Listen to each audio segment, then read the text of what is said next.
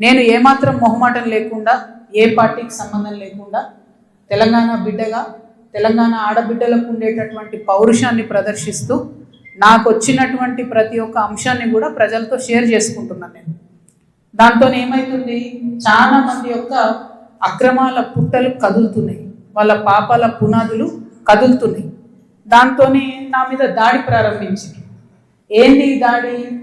నేను కాంగ్రెస్ పార్టీతోని అంటకాగి ఉన్నాను, కాంగ్రెస్ పార్టీతోని అండర్స్టాండింగ్తో నేను పనిచేస్తున్నాను, ఎందుకంటే నాకేదో ఫైనాన్షియల్ బెనిఫిట్ కోసం నేను పనిచేస్తున్నా అని చెప్తున్నారు. దీనికి ఎక్కడ మొదలుపెట్టిండ్రు? నేను ఎప్పుడైతే జాగృతి జనం బాట అని చెప్పి బయటికి రావాలనుకున్నానో ముందు సోషల్ మీడియాలో ఒక ప్రచారం మొదలుపెట్టిండ్రు. నా భర్త గౌరవనీయులు అనిల్ కుమార్ గారి ఫోటోను చూపిస్తూ దాంట్లో ఏవి రెడ్డి గారు అనేటటువంటి వ్యాపారవేత్త నా భర్త కలిసి ఏదో ల్యాండ్ లావాదేవీలు చేశారు. ఆ ల్యాండ్ లావాదేవీ వల్ల నాకేదో పెద్ద ఎత్తున ఫైనాన్షియల్ బెనిఫిట్ అయింది, అట్లా నాకు కాంగ్రెస్ పార్టీకి అవినాభావ సంబంధం ఉంది అనేటటువంటి అంశాన్ని ప్రజల మధ్య ప్రమోట్ చేసే ప్రయత్నం చేస్తున్నారు. ఈ వెకిలి ప్రయత్నాలు చేస్తున్నటువంటి గుంటనక్కలందరూ కూడా నేను చెప్తా ఉన్నా, నేను ఇంకా మీ చిట్టా విప్పడం ప్రారంభించలేదు, ఓన్లీ టాస్ వేసిన అంతే. ఆ టాస్కే ఇంత భయపడితే ఎట్లా మీరు?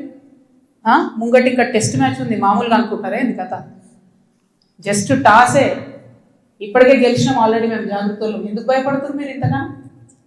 ఏమన్నాడు నా భర్త? మీరు అధికారంలో ఉన్న 10 ఏళ్ళలో ఎన్నడన్నా వచ్చి మిమ్మల్ని ఒక పని అడిగినామా మేము? ఎక్కడన్నా ఎప్పుడన్నా ఒక ఫేవర్ అడిగినామా మిమ్మల్ని?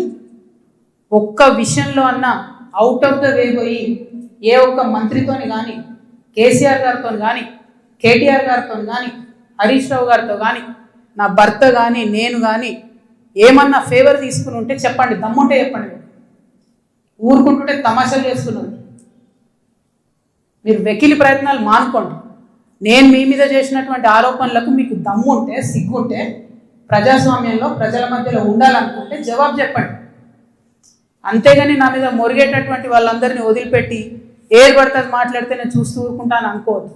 నేనేం తప్పు చేయలేదు. బీఆర్ఎస్ ఉన్నటువంటి అధికారంలో ఉన్నటువంటి 10 సంవత్సరాలలో ప్రభుత్వం నుండి నేను ₹1 కూడా లాభం పొందలేదు. మీరు చేసినటువంటి అక్రమాలన్నీ నా మీద ఆపాదిద్దామని చూసుకుంటే నేను ఊరుకునే వ్యక్తిని కాదు. నీతి నిజాయితీ నా వైపు ఉంది కాబట్టి నేను ఇలా ధైర్యంగా కుండబద్దలు కొట్టినట్టు ఎక్కడికి పోయినా మాట్లాడుతున్నా. నాకు ఎవరితో అండర్స్టాండింగ్ లేదు, ఎవరితో వ్యాపారం లేదు.